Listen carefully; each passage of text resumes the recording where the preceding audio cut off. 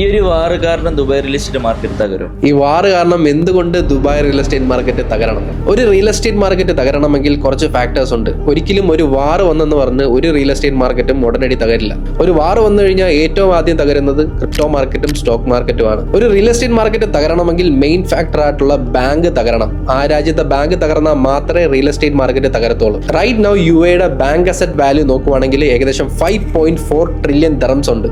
U എയിലെ entire GDP വെറും 1.9 ട്രില്യനേ ഉള്ളൂ. എന്ന് വെച്ച് കഴിഞ്ഞാൽ ഇവിടുത്തെ ബാങ്ക് അസറ്റ് വാല്യൂ ഇവിടുത്തെ GDP കാട്ടി 3 ഇരട്ടി കൂടുതലാണ്. സോ അതുകൊണ്ട് തന്നെ യു എയിലെ ബാങ്ക്സ് എല്ലാം വളരെ സ്ട്രോങ് ആണ്. അത് മാത്രമല്ല, ഒരു ബാങ്ക് ഇടിയണമെങ്കിൽ ഇവിടെ ഇൻവെസ്റ്റ് ചെയ്തിട്ടുള്ള ആൾക്കാരെല്ലാം മാസമായിട്ട് ഇവിടെ ഇൻവെസ്റ്റ്മെന്റ് ക്യാൻസൽ ചെയ്യണം, അല്ലെങ്കിൽ ഇവിടുന്ന് ലോൺ എടുത്ത ആൾക്കാരെല്ലാം ഇവിടുത്തെ തിരിച്ച് കാശ് അടയ്ക്കാതിരിക്കണം. ഈ രണ്ട് സിനാരിയോസും ഇപ്പം യു എയിൽ നടക്കുന്നില്ല. അത് മാത്രമല്ല, ഇൻ കേസ് ഈ രണ്ട് സിനാരിയോയും യു എ ബാങ്ക്സിൽ നടന്നു കഴിഞ്ഞാൽ യു എ ബാങ്ക്സിന് ഈസി ആയിട്ട് അത് കുഷൻ ചെയ്യാൻ പറ്റും. കാരണം ഇവിടുത്തെ ബാങ്ക്സ് വളരെ പവർഫുൾ ആണ്, വളരെ ക്യാഷ് റിച്ച് ആണ്. രണ്ടാമത്തെ സിനാരിയോ ആണ് ഇവിടെ മാസമായിട്ടുള്ള അൺഎംപ്ലോയ്മെന്റ് നടക്കണം. എന്ന് വെച്ച് കഴിഞ്ഞാൽ ഇവിടെ ഉള്ള ആൾക്കാരുടെ എല്ലാം ജോലി പോകണം. റൈറ്റ് നൗ ഇപ്പൊ യു എ നോക്കിക്കഴിഞ്ഞ് കഴിഞ്ഞാൽ ആരുടെയും ജോലി അല്ലെങ്കിൽ ഒരു കമ്പനി ആൾക്കാരെ ഒന്നും പറഞ്ഞു വിട്ടിട്ടൊന്നുമില്ല.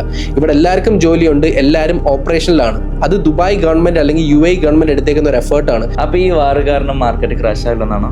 മാർക്കറ്റ് എന്തായാലും ക്രാഷ് ആവാൻ പോകുന്നില്ല. പക്ഷേ മാർക്കറ്റിൽ ചെറിയ ഫ്ലക്ച്വേഷൻസ് വരാൻ ചാൻസ് ഉണ്ട്. കാരണം പാനിക് സെല്ലേഴ്സ് ഇഷ്ടം പോലെ മാർക്കറ്റിൽ പാനിക് ആയിട്ട് അവരുടെ പ്രോപ്പർട്ടീസ് സെല് ചെയ്യുന്ന ഒരു ടൈമാണ്.